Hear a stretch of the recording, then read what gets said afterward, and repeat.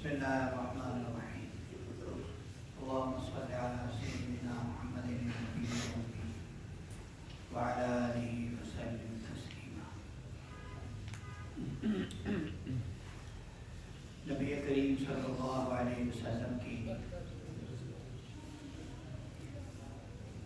مبارک زندگی اور صفات کا ایک حصہ یہ بھی ہے کہ اللہ کے بعد سب سے بڑا درجہ آپ علیہ الصلوۃ والسلام کا ہونے کے باوجود آپ کے اندر تواضع اور عاجزی کوٹ کوٹ کر بھری ہوئی تھی۔ تواضع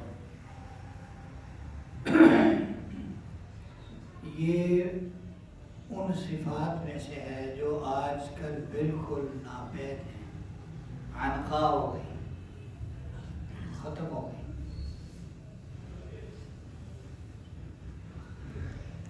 اللہ تعالیٰ نے ہمیں ہماری حقیقت بتائی، یا ایھا الناس انتم الفقراء الی اللہ، تم سب فقیر ہو اللہ کی،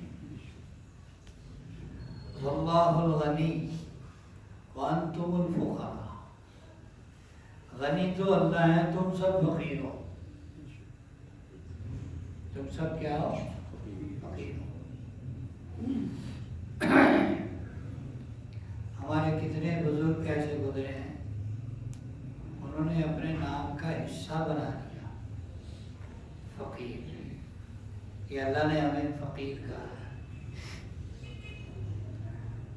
نبی کریم صلی اللہ علیہ وسلم نے ارشاد فرمایا، من تواضع للہ رفعہ اللہ ومن تکبر وضعہ اللہ، جو اللہ کے لیے چھوٹا بنتا ہے اللہ اسے بلند کر دیتے ہیں، عزتیں دے دیتے ہیں، جو تکبر کرتا ہے بڑا بنتا ہے اللہ اسے گرا دیتے ہیں، اسے اللہ زمین سے ملا وضعہ گرا دیتے ہیں۔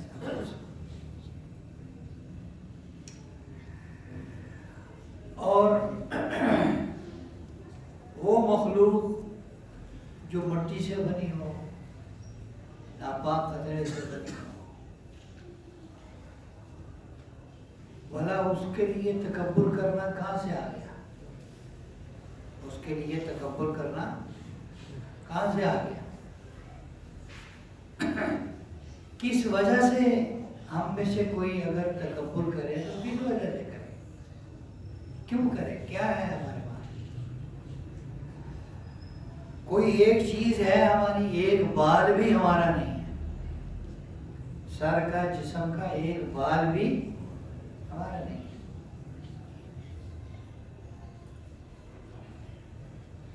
اللہ تعالیٰ قرآن پاک میں ایک مثال، وہ تو توحید کا مسئلہ سمجھانے کے لیے ایک مثال سمجھائی، یا ایھا الناس ضرب مثل فاستمعوا لہ، اے لوگو تمہیں ایک مثال بتاتے ہیں، اس کو توجہ سے سننا، یہ اس کا ترجمہ ہے، مفہوم۔ ان الذين تدعون من دون الله لن يخلقوا ذبابا ولو اجتمعوا له وان يسلبهم الذباب شيئا لا يستنقذوه منه ضعف الطالب والمطلوب۔ یہ جتنے وہ ہیں جنہیں تم اللہ کے علاوہ تم نے کچھ سمجھ رکھا ہے، یہ مل کے مکھی نہیں بنا سکتے، جہاز بنا سکتے ہیں، مکھی نہیں بنا سکتے۔ یہ مکھی کا روح ہے، مکھی ایک مخلوق ہے نا؟ تو اور اگر مکھی ان میں سے کسی کے کھانے پر بیٹھ جائے، وہ تھوڑا سا کھانا کھا لے، پانی پی لے، چاٹ لے، تو تم میں سے کوئی اس سے وہ واپس نہیں لے سکتا. کوئی بہت اعلیٰ درجے کا کنجوس مکھی چوس ہو تو وہ مکھی کھانے پر بیٹھ جائے تو مکھی کے پیچھے بھاگ پڑے کہ کھانا واپس کرو. کھا سکتا نہیں. اللہ فرماتے تم اتنا کمزور ہو, تم بھی اتنے کمزور ہو اور جنہیں تم کچھ سمجھتے ہو وہ بھی اتنے کمزور ہیں. ضعف الطالب والمطلوب دونوں کمزور ہیں. تو جو ایسی کمزور مخلوق ہو اس کو بڑا تکبر زیب دیتا ہے. نبی کریم صلی اللہ علیہ وسلم جن کا درجہ اتنا بڑا ہے, اتنا بڑا درجہ, طائف کا سفر اتنا مشکل, اتنی پتھر پڑے, اتنی زیادتی ہوئی, اتنا ظلم ہوا, تو دو لفظ آپ نے دعا کے نہیں نکالے. جہاں ذرا آرام ملا تو کیا کہا, الیک اشکو ضعف قوتی وقلت حیلتی وہوانی علی الناس. یا اللہ میں کمزور ہوں, مجھے بات کا سلیقہ نہیں ہے. ہائے ساری دنیا کو سکھانے والے جن پر اللہ وحی اتار رہے ہیں, جو اللہ کے محبوب ہیں اور اللہ کے آخری نبی ہیں, وہ کیا کہہ رہے ہیں, الیک اشکو ضعف قوتی وقلت حیلتی, میں آپ سے اپنی کمزوری کی شکایت کرتا ہوں. اللہ پاک مجھے طریقہ نہیں ہے کہ ان کو کیسے بلانا تیری طرف. اللہ اتنا بڑا درجہ ہونے کے باوجود ایسی تواضع. سیدنا صدیق اکبر رضی اللہ تعالیٰ عنہ کتنی خصوصیات جمع ہیں. مردوں میں سب سے پہلے اسلام لائے, اللہ کا سلام آیا. سیدنا صدیق اکبر رسول اللہ صلی اللہ علیہ وسلم کے غار کے بھی ساتھی ہیں, مزار کے بھی ساتھی ہیں, اور آپ کے زمین پر جو دو وزیر ہیں ان میں سے ایک ہے, اور جنت کی بشارت ہے. حضور اکرم صلی اللہ علیہ وسلم کی زندگی میں 17 نمازیں حضور کی موجودگی میں پڑھائیں, حضور نے اپنے مصلی پر کھڑا فرمایا. ان تمام صفات کے اور کوالٹی اور اسپیشلٹیز کے ہوتے ہوئے تہجد میں اٹھ کے جب دعا مانگا کرتے تھے تو ہاتھ اٹھا کے کہا کرتے تھے, کاش میں کوئی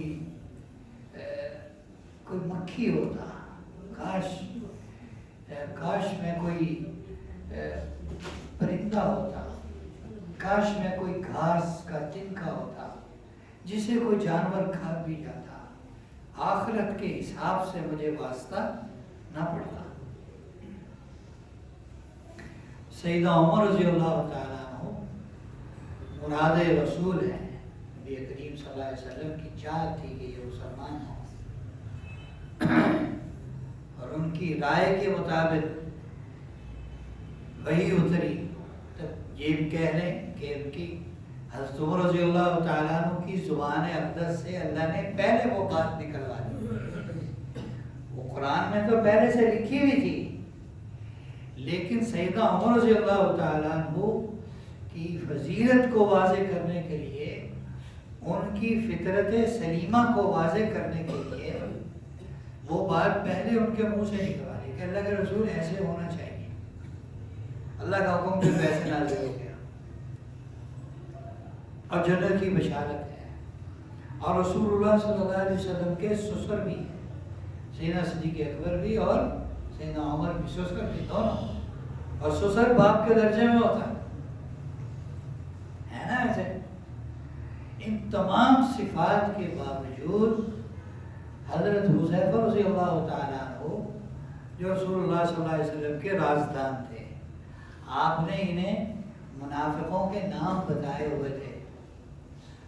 صحابہ جب کوئی مدینہ میں مرتا تھا آپ صلی اللہ علیہ وسلم کے انتقال کے بعد، تو صحابہ حضرت حذیفہ کو دیکھتے تھے کہ حضرت حذیفہ ان کے جنازے میں شریک ہیں، تو ان کے جنازے میں شریک ہوتے ہیں۔ جس کے جنازے میں حضرت حذیفہ نہیں شریک ہوتے تھے تو کوئی صحابی اس کے جنازے میں نہیں جاتے تھے۔ تو حضرت عمر رضی اللہ تعالیٰ عنہ ان سے رو کر پوچھ رہے ہیں، میں آپ سے یہ نہیں پوچھتا کہ منافق کون کون ہے، مجھے ان کے نام بتاؤ، میں یہ نہیں پوچھتا، بس مجھے یہ بتا دو کہ کہیں میرا تو ان میں نام نہیں ہے، میرا تو ان میں نام نہیں ہے۔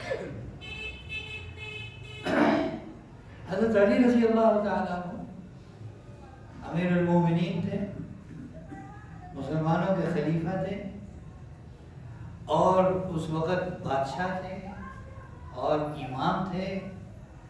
ایک آدمی کہیں باہر سے آیا، وہ پہچانتا نہیں تھا، اس نے حضرت علی کو دیکھا نہیں تھا پہلے، تو اس نے آ کے پوچھا من انت، تم کون ہو؟ تو کہا انا رجل من المسلمین، میں مسلمانوں میں سے ایک آدمی ہوں، بتاؤ کیا کام ہے، بتاؤ کیا کام۔ اب فضائل نہیں گنوائے اپنے، تیرے پتہ نہیں میرا، میں اللہ کے نبی کا داماد ہوں، اللہ کے نبی کی لاڈلی شہزادی کا میاں ہوں، میں اللہ کے نبی کے لاڈلے شہزادوں کا باپ ہوں، حضرات حسنین کا، یعنی اپنے فضائل نہیں گنوائے، کہا میں مسلمانوں میں سے ایک آدمی، بتاؤ کیا بات۔ سیدنا سلمان فارسی رضی اللہ تعالیٰ عنہ غالباً کوفہ کے گورنر تھے، یا کہاں کے تھے، شاید کوفہ کے گورنر تھے۔ تو ایک آدمی ایسے گشت کر رہے تھے، تو ایک آدمی کو مسافر آیا، اس کے پاس سامان تھا بھاری بھرکم، تو یہ اتنے سادہ تھے، اس نے سمجھا یہ کوئی مزدور ہے، تو اس نے کہا کہ یار یہ ذرا سامان لے جانا ہے، لے جاؤ گے؟ اس جگہ ضرور لے جائیں گے، انہوں نے فرمایا ضرور لے جائیں گے، کیوں نہیں لے جائیں گے؟ اور آپ صلی اللہ علیہ وسلم کی حدیث پڑھی ہوئی تھی، سید القوم خادموں، قوم کا جو سردار ہوتا ہے نا، بڑا ہوتا ہے، وہ یہ نہیں ہے کہ کرسی پہ بیٹھ کے ٹانگ پہ ٹانگ رکھ کے آرڈر چلائے، نہیں، وہ ان کا خادم ہوتا ہے، خدمت کرتا ہے ان کی۔ سید القوم خادموں، قوم کا سردار ان کا خدمتگار ہوتا ہے۔ تو سلمان فارسی نے اپنا کوئی تعارف نہیں کروایا ہے، تجھے میرا پتہ نہیں ہے؟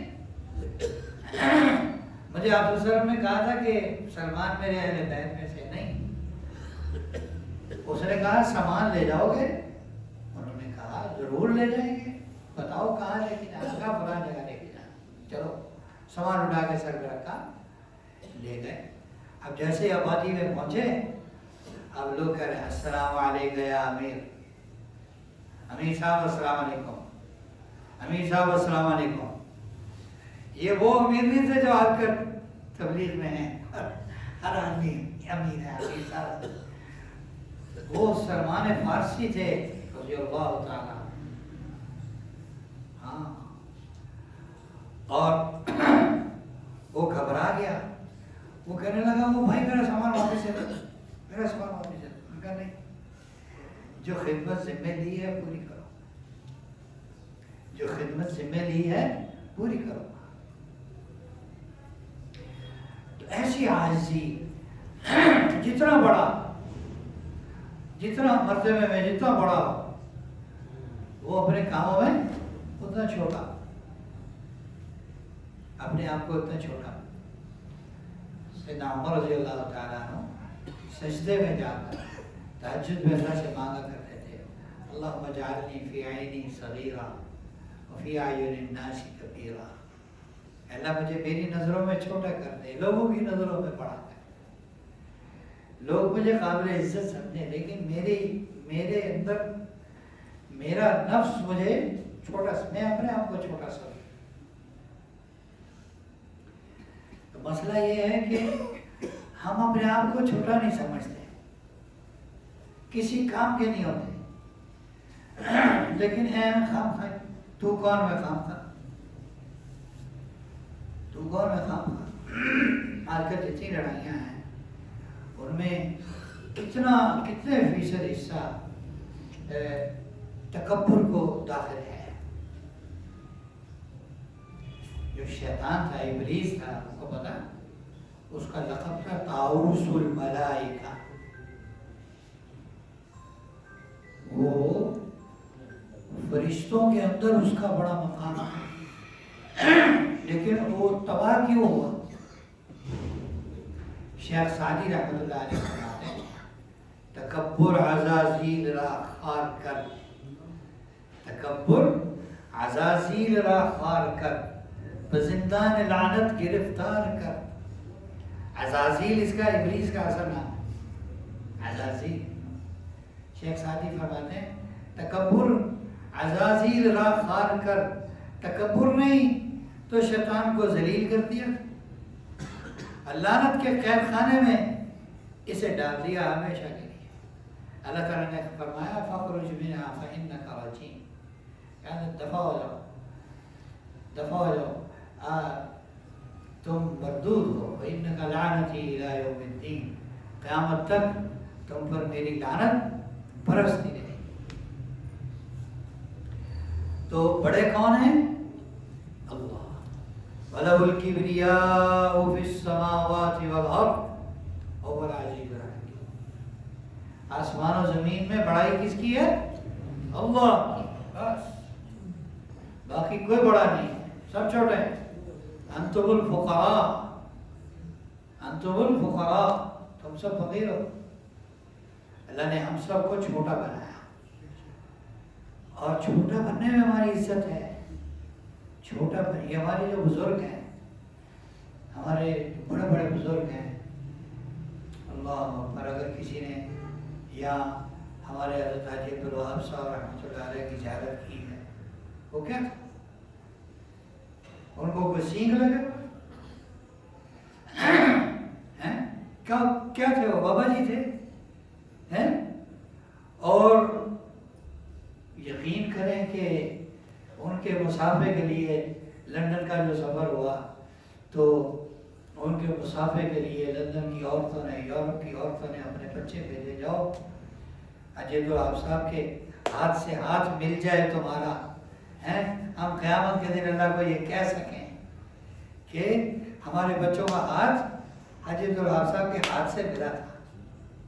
اللہ ایسی عزت ہے۔ کتنے لاکھ لوگ جنازے میں شریک ہوئے اور وہ اس سے زیادہ رہ گئے، اس سے زیادہ رہ گئے۔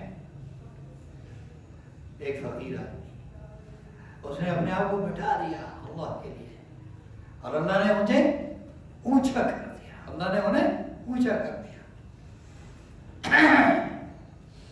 تو بھائی ہم اپنے اندر عاجزی پیدا کریں، تواضع پیدا کریں، اپنے آپ کو بڑا نہ سمجھیں، اتنا بڑے ہو جائیں مال کے اعتبار سے، دنیا داری کے اعتبار سے، ہمیشہ کیا سمجھیں اپنے آپ کو چھوٹا۔